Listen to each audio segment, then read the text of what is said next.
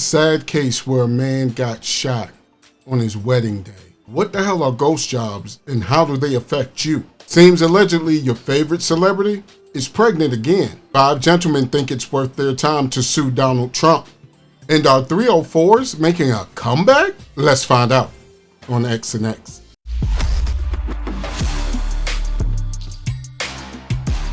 You know who it is, back on another edition of X and X. 10 minutes to let y'all know what's been happening in the week that you might have missed. So let's jump into it right now, shall we? Family and friends are searching for answers after what should have been a day of celebration turned into a tragedy. 37-year-old Tyreek Burton was shot and killed outside of his own wedding reception at the Barber Park Event Center in Greensboro on Saturday. Now police are working to find out what led up to that violence. Fox 8's Elijah Skipper is live now at the event center in Barber Park and has been following this story for us. Elijah, what are investigators saying about this case? Investigators are exploring the possibility that this shooting is linked to road rage. Officers found Tyreek Burton in this parking lot with multiple gunshot wounds after his wedding reception. Investigators still haven't identified a suspect description, but they're working together to piece together the events leading up to this shooting. 37-year-old Tyreek Burton, who was killed outside his own wedding reception. My brother didn't know this man at all. They never met. He never asked him what his name was. They never shook hands. They never had an issue. This was a complete random stranger, and he shot him in cold blood. Witnesses say the shooting happened as Tyreek and his wife were preparing to leave the venue. Tyreek had briefly left to retrieve something, and when he returned, family members say he was followed by a man who accused Burton of cutting him off. And he asked my brother who was in the car, and who just passed him at the stop sign. And my brother said, "If I did, I'm sorry." Moments later, the man opened fire, killing Tyreek in front of his new wife. This is ridiculously sad right here. I mean, road rage causing eternal sadness to a family. I think this is just indicative of where society is nowadays. This is ridiculous. Because somebody passed you or cut you off at a stop sign, it was worth taking a life over? And what's wild is the guy even apologized for doing it. And so now a woman is without her husband, a family is without a loved one, all over road rage. It's not worth it, man. It's not worth it. Meet John Doe. He's in his early 20s and eager to jump into the workforce. He sees a job listing that looks perfect to him.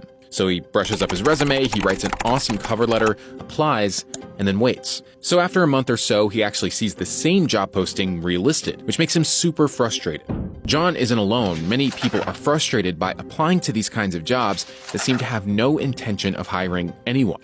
If you are in the position of trying to find a new job, of course you don't want to waste your time applying for these ghost jobs. But it turns out all those open job postings that you see online might not even be real. Ghost jobs are a phenomenon that have existed for a long time, but they've come to light much more in recent years, and they've become much more of a significant issue in the job market. 4 in 10 companies posted fake job listings in 2024, and 3 in 10 are currently advertising for a role that isn't real, according to a May survey from Resume Builder. The rise of ghost job posting definitely points to a cooling in the economy. For real, I think ghost jobs are crazy work. It's not like the economy is messed up or nothing. No, I mean, it's not like everybody out here is turning over millions, right? All to have to constantly be putting in job applications for places to find out that the position is not even real.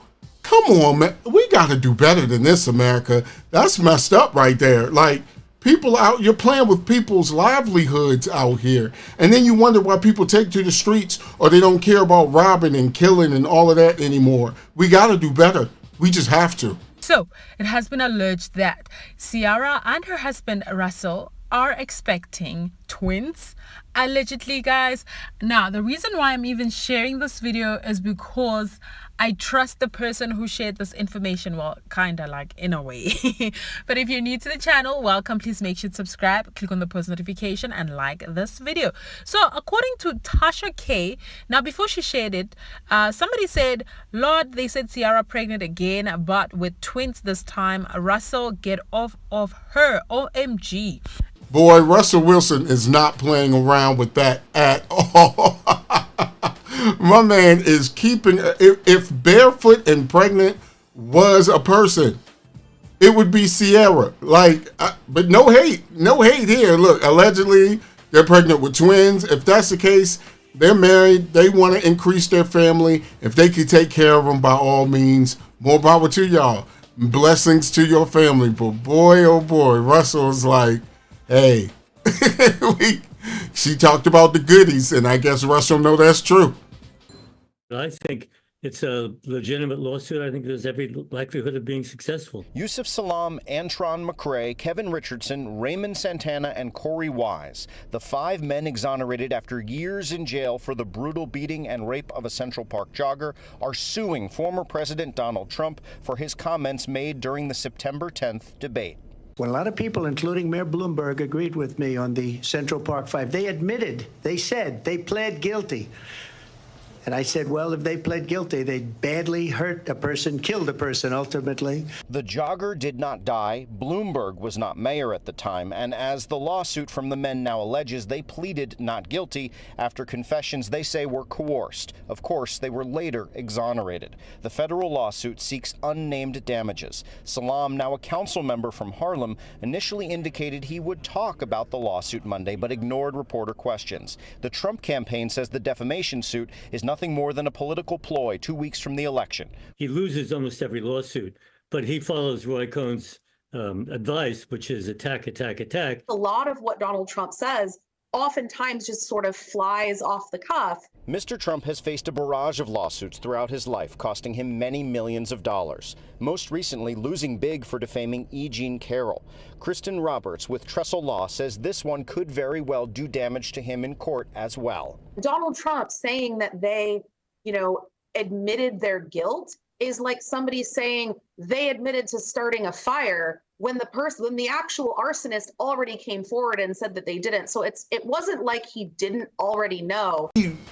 Running your mouth can get you in trouble. See, Donald has a tendency to just say what he want to say off the cuff. And my boys in New York, they not playing that. You know how much those 5 men have been? I purposely avoid calling them, Central Park.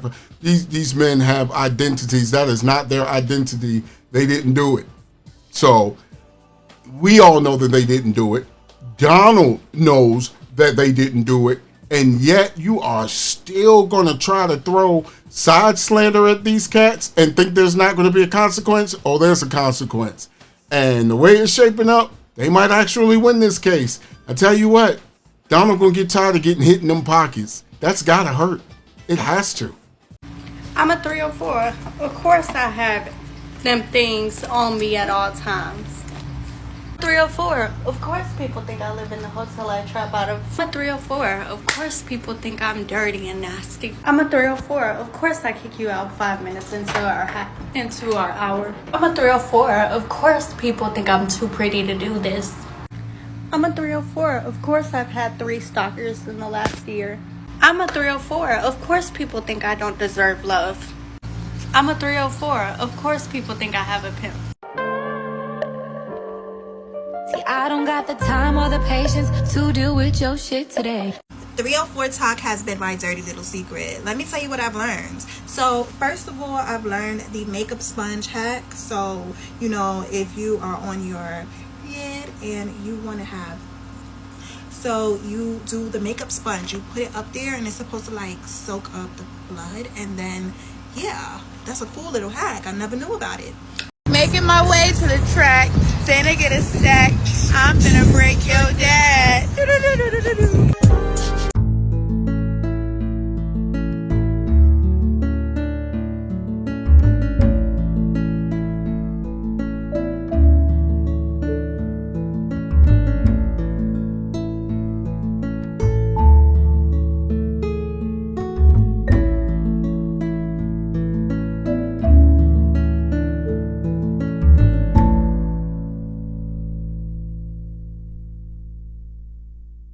This shit get y'all like fucked up in real life, because this shit is not for everybody, and I'm really upset that they're making it so that it appears like it could be for everybody, because it's really not. If you're a lover girl, sit your ass in the house and find you a nigga. But if this is something you really want to do, be safe. I'm probably gonna make a part 2 with more tips, but yeah, bro, be safe, make your money, and have fun. Keep that goal in the forefront of your mind, though, and get in the game and get out. Period. And for those of us who don't know what 304s are, I'll place it on the screen here somewhere so that you are kind of keeping up with with the lingo nowadays, because there are certain things you just can't say out here on YouTube and social media. But yeah, this is actually a rising thing. A lot of young ladies are turning to the world's oldest profession, and they're pretty proud about what they're doing. That's my time for this week. Hey, it's been some crazy stuff going on in the world. Always has been, always will be. But it's my job to keep you updated on what you might have missed. And some of this stuff is certainly interesting to hear. Wow. Especially 304 talk. That's different. Y'all know the deal. Like, comment, subscribe, share. Hang in there with your boy. Have a fantastic week until next week, where I'm sure there'll be more stories that'll just make us look at the world in a different way.